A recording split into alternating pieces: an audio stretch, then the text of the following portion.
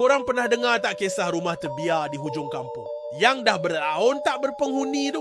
3 sahabat, Amir, Along dan Azam nekat nak masuk rumah tu. Kata nak buktikan siapa paling berani.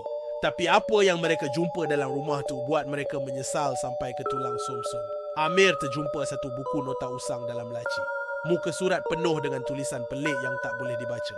Tiba-tiba Azam mula bercakap seorang diri. Matanya merah menyala.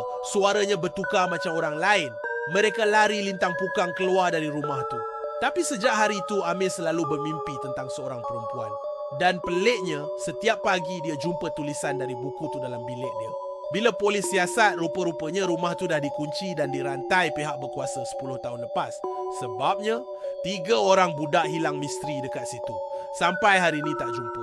Nak tahu apa jadi dengan Amir lepas tu? Jangan lupa subscribe channel ni dan tekan loceng untuk video seterusnya. Jumpa lagi.